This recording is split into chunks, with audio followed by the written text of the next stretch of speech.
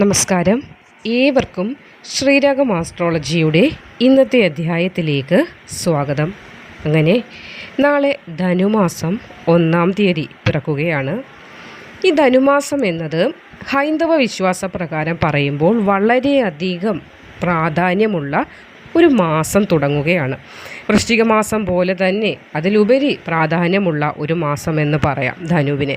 കാരണം എന്തെന്നാൽ വൃശ്ചികം രാശിയിൽ നിൽക്കുന്ന സൂര്യൻ ധനു രാശിയിലേക്ക് സംക്രമിക്കുന്ന ദിവസമാണ് നാളെ ധനുമാസം 1-ാം തീയതി. വിഷുവിനെ പോലെ തന്നെ കണി കാണുന്നതിനും അന്നത്തെ ദിവസം ചെയ്യേണ്ടതായ കർമ്മങ്ങൾ അല്ലെങ്കിൽ കടമകൾ നമ്മൾ നിർവഹിക്കുന്നതിനും തെറ്റുവരുത്താതിരിക്കാൻ പ്രത്യേകം ശ്രദ്ധിക്കുക. എന്തെന്നാൽ ഒരു മാസക്കാലം അല്ലാത്ത പക്ഷം വളരെ ദുഃഖങ്ങളിലൂടെ കടന്നു പോകേണ്ടതായി വന്നേക്കാം.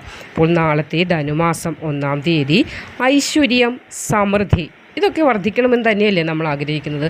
നമ്മുടെ ജീവിതത്തിൽ ധാരാളം ധനമുണ്ടാകണം, ആഗ്രഹിക്കുന്ന കാര്യങ്ങളൊക്കെയും നടക്കണം. അപ്പോൾ ഇതിനായി ഈ ധനുമാസം 1-ാം തീയതി ചില പ്രത്യേക നക്ഷത്രക്കാരുടെ കയ്യിൽ നിന്ന് കൈനീട്ടം, അതായത് പണം വാങ്ങുകയാണെങ്കിൽ അത് അത്യധികം ശുഭകരമായിട്ടാണ് കണക്കാക്കപ്പെടുന്നത്.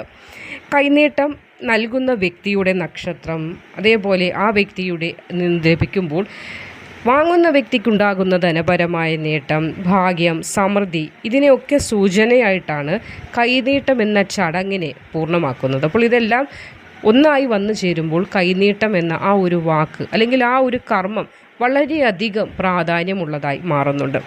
അപ്പോൾ അതിൻ്റെ ഫലമായി നമ്മൾ മനസ്സിലാക്കേണ്ടത് ഓരോ മാസം 1-ാം തീയതി വരുമ്പോഴും നമ്മൾ ചെയ്യേണ്ട പ്രധാനപ്പെട്ട കാര്യം കൈനീട്ടം വാങ്ങുന്നതിൽ ശ്രദ്ധ കൊടുക്കുക എന്നതാണ്. അതായത് ഏറ്റവും ശുഭകരമായ നക്ഷത്രങ്ങൾ തിരഞ്ഞെടുത്ത് കൈനീട്ടം വാങ്ങാൻ സാധിക്കുന്നത് ഏറ്റവും ഉത്തമമാണ്.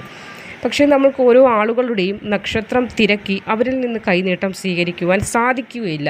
എങ്കിലും നമ്മളൊന്ന് അറിഞ്ഞിരിക്കുന്നത് ഉത്തമമാണ്. ഏതാളുടെ കയ്യിൽ നിന്ന് അല്ലെങ്കിൽ ഏത് നക്ഷത്രജാതൻ്റെ കയ്യിൽ നിന്ന് വാങ്ങുന്നതാണ് ഏറ്റവും ഉത്തമമായി വരുന്നത്. അങ്ങനെയുള്ള കുറച്ച് നക്ഷത്രങ്ങൾ ഇവിടെ ഒന്ന് പറഞ്ഞു തരാം. അതിൽ ആദ്യത്തെ നക്ഷത്രം ചോതിയാണ്. ചോതി നക്ഷത്ര ജാതകന് ധനം ചോദിക്കാതെ തന്നെ കൈകളിലേക്ക് വന്നു ചേരും എന്നൊരു ചൊല്ല് തന്നെയുണ്ട്. അപ്പോൾ ചോതി നക്ഷത്രക്കാരനായ ഒരു വ്യക്തി നിങ്ങളുടെ വീട്ടിലുണ്ടെങ്കിൽ, അതല്ലെങ്കിൽ നിങ്ങളുടെ അറിവിലുണ്ടെങ്കിൽ ആ വ്യക്തിയിൽ നിന്ന് കൈനീട്ടം വാങ്ങിക്കുന്നത് ധനപരമായി നേട്ടമുണ്ടാകുന്നതിനും ഭാഗ്യവർദ്ധനവിനും ധാരാളം നേട്ടങ്ങൾ നിങ്ങളുടെ ഭാഗമായി മാറുന്നതിനും സാധിക്കും. ഇപ്പോൾ ഒരു മലയാള മാസം തുടങ്ങുമ്പോൾ നിങ്ങൾ ചോതി നക്ഷത്ര ജാതകനായ ഒരു വ്യക്തി, അത് സ്ത്രീയാകട്ടെ പുരുഷനാകട്ടെ, അവരിൽ നിന്ന് ധനം അല്ലെങ്കിൽ കൈനീട്ടം വാങ്ങുന്നത് ഉത്തമമായിട്ടാണ് കണക്കാക്കുന്നത്. കൂടാതെ രണ്ടാമത്തെ നക്ഷത്രം വിശാഖമാണ്. ലക്ഷ്യപ്രാപ്തിയിലെത്തുന്നതിനും സ്ഥിരത കൈവരിക്കുന്നതിനും ഐശ്വര്യം എല്ലാ മേഖലകളിൽ നിന്ന് വന്നു ചേരുന്നതിനും വിശാഖം നക്ഷത്ര ജാതകയുടെയോ ജാതകൻ്റെയോ കയ്യിൽ നിന്ന് കൈനീട്ടം വാങ്ങിക്കുന്നതിലൂടെ സാധ്യമാകും. ഇനി മൂന്നാമത്തെ നക്ഷത്രമായി പറയാനുള്ളത് അത്തമാണ്. അത്തം നക്ഷത്ര ജാതകൻ്റെ കയ്യിൽ നിന്ന് കൈനീട്ടം വാങ്ങിച്ചാൽ സമ്പത്ത് വർദ്ധിക്കും, സർഗാത്മകത വർദ്ധിക്കും, വിജയം ഉണ്ടാകും. അപ്പോൾ ഇതൊക്കെ കണക്കാക്കപ്പെടുന്ന ഒരു നക്ഷത്രമാണ് അത്തം. അതുകൊണ്ട് അത്തം നക്ഷത്രക്കാരൻ്റെ കയ്യിൽ നിന്ന് നമുക്ക് കൈനീട്ടം ധനുമാസം 1-ാം തീയതിയായ നാളെ വാങ്ങാവുന്നതാണ്.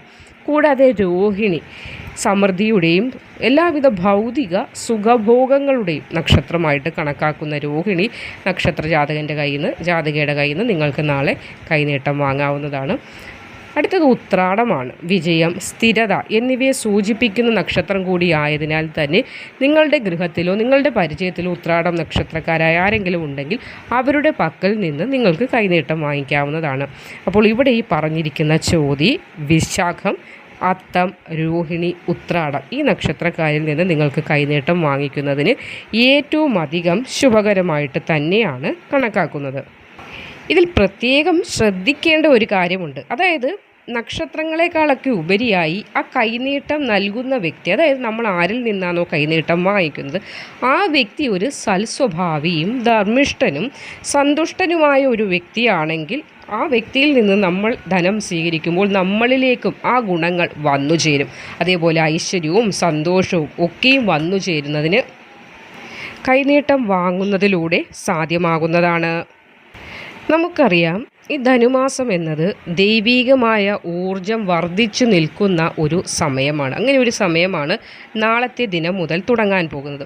അപ്പോൾ ഭക്തിയോടുകൂടി നാളത്തെ ദിവസം നമ്മൾ നടത്തുന്ന പ്രാർത്ഥനകളൊക്കെ അതിശക്തമായ ഫലമായിരിക്കും നമ്മൾ മനുഷ്യരുടെ ജീവിതത്തിലേക്ക് നൽകുന്നത്. അതുകൊണ്ട് തന്നെ നാളത്തെ ദിവസം നിങ്ങൾ ചെയ്യേണ്ടതായ ചില പ്രധാനപ്പെട്ട വഴിപാടുകളാണ് ഇനി പറയാൻ പോകുന്നത്. അതായത് നാളത്തെ ദിവസം അടുത്തുള്ള വിഷ്ണു ക്ഷേത്രത്തിൽ പാൽപ്പായസ വഴിപാട് നടത്തുന്നതും നെയ്വിളക്ക് സമർപ്പിക്കുന്നതും സർവ്വ ഐശ്വര്യത്തിനും ഒരു മാസക്കാലം നിങ്ങളിൽ ഒരു ബുദ്ധിമുട്ടും ഉണ്ടാകാതെ ഇരിക്കുന്നതിന് ഭഗവാൻ വിഷ്ണുവിൻ്റെ അനുഗ്രഹം തീർന്നേ മതിയാവും. അപ്പോൾ അത് കിട്ടേണ്ടത് അത്യാവശ്യമാണ്. അതുകൊണ്ട് തന്നെ അടുത്തുള്ള വിഷ്ണു ക്ഷേത്രത്തിൽ നാളെ രാവിലെ പോയി ദർശനം നടത്തി പാൽപ്പായസ വഴിപാട് നടത്തുക. കൂടാതെ നെയ്വിളക്ക് സമർപ്പണം കൂടി നടത്തുന്നത് ഉത്തമമാകുന്നുണ്ട്. കൂടാതെ മഹാവിഷ്ണുവിനും അതേപോലെ ഭഗവാൻ ശ്രീകൃഷ്ണനും തുളസിമാല നാളത്തെ ദിവസം സമർപ്പിക്കുന്നതും ജീവിതത്തിൽ നിലവിൽ നിങ്ങൾ അനുഭവിച്ചു കൊണ്ടിരിക്കുന്നതായ സകലവിധ ദുരിതങ്ങളും നിങ്ങളിൽ നിന്ന് അകന്നു പോകുന്നതിന് സഹായിക്കും. കൂടാതെ ഒരു മലയാള മാസം തുടങ്ങുമ്പോൾ ഭഗവത്ഗീത അല്ലെങ്കിൽ ഭാഗവതം ഇതൊക്കെ അല്പം വരികൾ നിങ്ങളുടെ വായ കൊണ്ട് നിങ്ങൾ തന്നെ ഒന്ന് ചൊല്ലുന്നതോ അതല്ലാത്ത പക്ഷം ആരെങ്കിലും ചൊല്ലുന്നത് നിങ്ങൾ ശ്രവിക്കുന്നതോ അത്യധികം പുണ്യകരമായ ഒരു പ്രവൃത്തിയായി കാണുന്നുണ്ട്. കൂടാതെ ഭഗവാൻ ശ്രീകൃഷ്ണനെ പ്രാർത്ഥിക്കുക. ഭഗവാൻ ശ്രീകൃഷ്ണന് ഉണ്ണിക്കണ്ണന് നമ്മൾ തൃക്കൈവെണ്ണ സമർപ്പിച്ച് അഭീഷ്ടസിദ്ധി പ്രാർത്ഥിക്കുക. നിങ്ങളുടെ മനസ്സിൽ എന്തൊക്കെയാണോ സാധ്യമാകണം എന്ന് നിങ്ങൾ നിരൂപിച്ചിരിക്കുന്ന കാര്യങ്ങളൊക്കെ നടത്തിത്തരണേ എന്ന് ഭഗവാൻ കൃഷ്ണനോട് പ്രാർത്ഥിക്കേണ്ടതും അത്യാവശ്യമാണ്. കൂടാതെ നിങ്ങൾക്ക് ശിവക്ഷേത്ര ദർശനം നടത്താവുന്നതാണ്. അപ്പോൾ ശിവക്ഷേത്ര ദർശനം നടത്തുമ്പോൾ കൂവളമാല സമർപ്പിക്കാനും എല്ലാ ദുരിതങ്ങളും മാറ്റിത്തരണേ ഭഗവാനെ എന്നുള്ള പ്രാർത്ഥനയോടുകൂടി വേണം. കൂടാതെ ഒരു രുദ്രാഭിഷേകധാര നടത്താവുന്നതാണ്. അല്ലെങ്കിൽ മനസ്സമാധാനത്തിനും രോഗശാന്തിക്കുമൊക്കെ ഇത് രുദ്രാഭിഷേകവും ജലധാരയും ഒക്കെ ഉത്തമമായ ഫലം നൽകുന്നതിന് സഹായിക്കുന്നതാണ്. ജലധാര നടത്താം, ക്ഷീരധാര അതിന് അല്പം റേറ്റ് കൂടുതലാണ്. എങ്കിലും സാരമില്ല, മനസ്സിന് സമാധാനം, ശാരീരിക സൗഖ്യം, ഐക്യം എന്നിവയൊക്കെ വന്നു ചേരുന്നതിന് ഇതൊക്കെ നടത്താൻ ഭഗവാനോട് പ്രാർത്ഥിക്കേണ്ടതായ പ്രധാനപ്പെട്ട ദിവസമാണ്. കൂടാതെ ദേവീക്ഷേത്ര ദർശനം നടത്താവുന്നതാണ്. ഭദ്രകാളി ക്ഷേത്ര ദർശനം നടത്താവുന്നതാണ്. അവിടെ ചുറ്റുവിളക്ക് വഴിപാട് നടത്താവുന്നതാണ്. അത് ശത്രുദോഷങ്ങൾ കൊണ്ട് വലയുന്നവർക്ക് അതിൽ നിന്ന് മോചനം ഉണ്ടാകുന്നതിന് സഹായിക്കും. കൂടാതെ പുഷ്പാഞ്ജലി നടത്താൻ സാധിക്കും. നിങ്ങൾക്ക് ലളിതാ സഹസ്രനാമം ചൊല്ലി പുഷ്പാഞ്ജലി നടത്തുന്നത് ഐശ്വര്യവും സൗഭാഗ്യവും വന്നു ചേരുന്നതിന് സഹായിക്കും. അപ്പോൾ ഇതൊക്കെ നിങ്ങൾക്ക് നാളെ മറ്റൊരു മലയാള മാസം തുടങ്ങുന്ന വേളയിൽ അടുത്തുള്ള ക്ഷേത്രത്തിൽ ചെയ്യാവുന്നതാണ്. അപ്പോൾ അടുത്തുള്ള ദേവീക്ഷേത്രമാണെങ്കിൽ അവിടെ ഈ പറഞ്ഞ വഴിപാടുകൾ, അതല്ല അടുത്ത് ശിവക്ഷേത്രമാണ് അങ്ങനെയാണെങ്കിൽ അവിടെയും ഈ പറഞ്ഞ വഴിപാടുകൾ നിങ്ങൾ ചെയ്യുക. കൂടാതെ മഹാവിഷ്ണു അതേപോലെ ഭഗവാൻ ശ്രീകൃഷ്ണൻ ഇവരെയൊക്കെ നിങ്ങൾക്ക് ദർശിക്കാമെങ്കിൽ ഈ എല്ലാ ക്ഷേത്രങ്ങളിലും പോകാൻ സാധിച്ചാൽ അത്രയും പുണ്യം തന്നെയാണ് നമ്മളിലേക്ക് വന്നു ചേരുന്നത്. അതല്ല അടുത്തുള്ള ഏത് ക്ഷേത്രമാണെങ്കിലും നിങ്ങൾക്ക് പോയി ഈ പറഞ്ഞ ദേവിയുടെയും ക്ഷേത്രത്തിൽ പോയി നിങ്ങൾക്ക് ഈ വഴിപാടുകളൊക്കെ സമർപ്പിക്കാവുന്നതാണ്. അപ്പോൾ നാളത്തെ ദിവസം ഇനി ശ്രദ്ധിക്കേണ്ടതായ കുറച്ച് കാര്യങ്ങൾ കൂടി പറഞ്ഞു തരാം. അതായത് ധനുമാസം 1 നാളെ ആർക്കും പണം കടം കൊടുക്കാതിരിക്കാനായിട്ട് ശ്രദ്ധിക്കുക. അത് ശുഭകരമായിട്ട് കണക്കാക്കുന്നില്ല. ഇത് വീട്ടിലെ ധനം പുറത്തേക്ക് പോകാൻ കാരണമാകുന്നതിനാൽ തന്നെ നാളത്തെ ദിവസം ആർക്കും ധനം കടമായി കൊടുക്കുവാൻ പാടുള്ളതല്ല. അതേപോലെ വിഷമതകളായ ചിന്തകൾ ഒഴിവാക്കുക.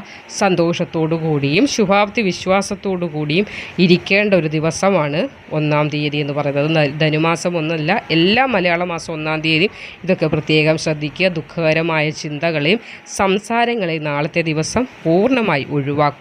കഴിവതും ലളിതവും സാത്വികവുമായ ഭക്ഷണം കഴിക്കുന്നതും അതേപോലെ ലളിതവും സാത്വികവുമായ സംസാരങ്ങൾ നടത്തുന്നതും വിഷമം ഉണർത്തുന്നതായ കാര്യങ്ങൾ ചിന്തിക്കാതിരിക്കുന്നതും അല്പം നോയമ്പെടുക്കുന്നതുമൊക്കെ, അതായത് ഒരു നേരം ആഹാരം കഴിക്കുക അല്ലെങ്കിൽ അരിയാഹാരം ഒഴിവാക്കുക അല്ലെങ്കിൽ മത്സ്യമാംസാദികൾ ഒഴിവാക്കുക, അങ്ങനെയുള്ള ഒരു സാത്വികമായ ഭക്ഷണം അല്ലെങ്കിൽ ഒരു വ്രതമെടുപ്പ് ഇതൊക്കെ നിങ്ങൾക്ക് നാളത്തെ ദിവസം ചെയ്യുന്നത് ഒരു മാസക്കാലം അല്ലലൊഴിയുന്നതിന്, അല്ലലെന്നുകൊണ്ട് എന്താ ഉദ്ദേശിക്കുന്നത്, എല്ലാവിധ ബുദ്ധിമുട്ടുകളും മാറി സൗഖ്യവും സമാധാനവും വരുന്നതിന് വഴിയൊരുക്കും.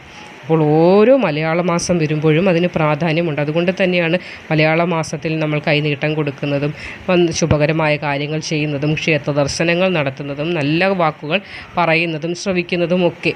അപ്പോൾ ഇതൊന്നും വെറും ഒരു തള്ളിക്കളയേണ്ടതായ കാര്യങ്ങളല്ല. നമ്മൾ ആ ഒരു മലയാള മാസം തുടങ്ങുമ്പോൾ ചെയ്യുന്ന പ്രവൃത്തികൾ പോലെ ഇരിക്കും ബാക്കി വരുന്ന ആ മലയാള മാസം, ബാക്കി വരുന്ന ആ സമയങ്ങളിൽ നമ്മുടെ അനുഭവത്തിൽ വരുന്ന കാര്യങ്ങൾ. അതുകൊണ്ട് ഏവരും ഒന്ന് ശ്രദ്ധിക്കുക. നാളത്തെ ദിവസം നിങ്ങൾ ഈ കാര്യങ്ങളൊന്ന് പിന്തുടർന്നു കഴിഞ്ഞാൽ ബാക്കിയുള്ള സമയങ്ങളിൽ, പിന്നീടുള്ള ദിവസങ്ങളിൽ, പിന്നീട് തുടർന്നു വരുന്ന വർഷങ്ങളിലാണെങ്കിൽ പോലും നിങ്ങൾക്ക് ജീവിതത്തിലൊരു മാറ്റമുണ്ടാകുക. ഒരു മാസക്കാലത്തിൻ്റെ ഗുണാനുഭവങ്ങൾ ഒരു ദിവസത്തിലിരിക്കുന്നുണ്ട്.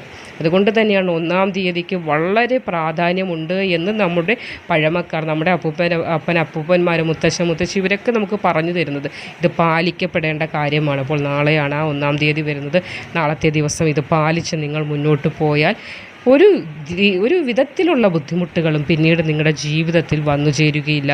സാമ്പത്തികമായും ദാമ്പത്യപരമായും എല്ലാ വിധത്തിലും സന്തോഷത്തോടു കൂടി നിങ്ങൾക്ക് കഴിയുവാൻ സാധിക്കുന്നതാണ്.